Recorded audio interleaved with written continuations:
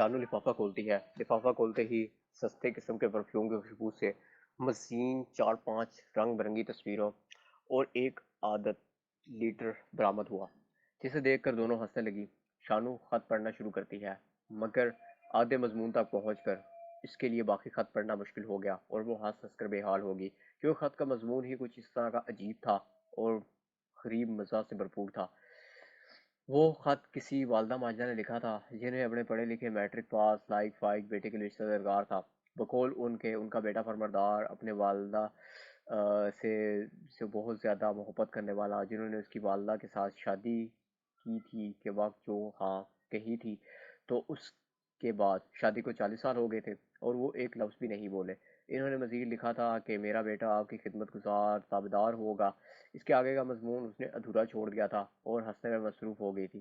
آپی نے کہا، شانو 80% خطوط اسی طرح کے ہوں گے، اس لیے بیٹھو تاکہ کوئی کام کی چیز نکال سکیں۔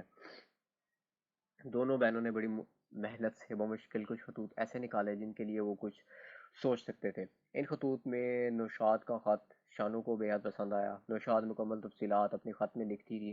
وہ 45 سال کا نوجوان تھا، خود مختار، کینیڈا میں بڑے کاروبار کا مالک تھا، تصویر بھی نہیں اور قابل دید تھی۔ اصل میں سرگودا کا رہنے والا تھا۔ دونوں بہنوں نے سب سے پہلے نوشاد سے رابطہ کرنے کا فیصلہ کیا۔ نوشاد کو رابطہ کرنے پر پیغام مل سکا کہ میں ایک ہفتے میں کراچی پہنچ رہا ہوں، اجازت ہو تو گھر حاضر ہو جاؤں۔ آپی نے اس کو شام کی چائے پر مدعو کر لیا۔ شانو اور اپنے شوہر کو بھی پروگرام سے آگاہ کر دیا۔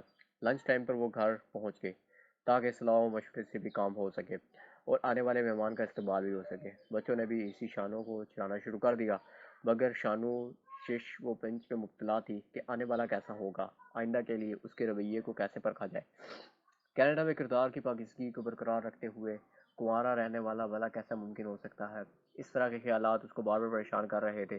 اس کے ساتھ ساتھ جب وہ بار بار گھڑی کی طرف دیکھتی تو اس کو ایسے لگتا جیسے گھڑی کی سوئیاں اس کے خیالات کی طرح ایک دوسرے میں الجھ کر رہ گئی ہیں، ٹائم ایک جگہ پر رک سا گیا ہو۔ پتہ نہیں کیوں وہ چاہ رہی تھی کہ ٹائم کو پر لگ جائے اور جلد از جلد شام ہو جائے۔ واقعی پابندی کرتے ہوئے نوشاد آ گیا۔ وہ شاندار سی کار خود ہی ڈرائیو کر رہا تھا، جامع زیب معلوم ہوتا تھا کیونکہ بڑے سلیقے کا سوٹ پہنا ہوا تھا، ہر بات میں ٹھہراؤ سلیقہ تھا۔ شانو نے دل ہی دل میں شکر ادا کیا کہ مغربی ثقافت کا اس پر بظاہر تو اثر نظر نہیں آ رہا، ہر بات سلجھی ہوئی شرافت کا مظہر تھی۔ صورت بھی تصویر سے زیادہ بہتر معلوم ہو رہی تھی۔ نوشاد آپی کے بے حد اصرار پر بھی کھانے کے لیے نہیں رکا، کیونکہ اس کا کہنا تھا کہ آج آپ نے مجھے صرف چائے کے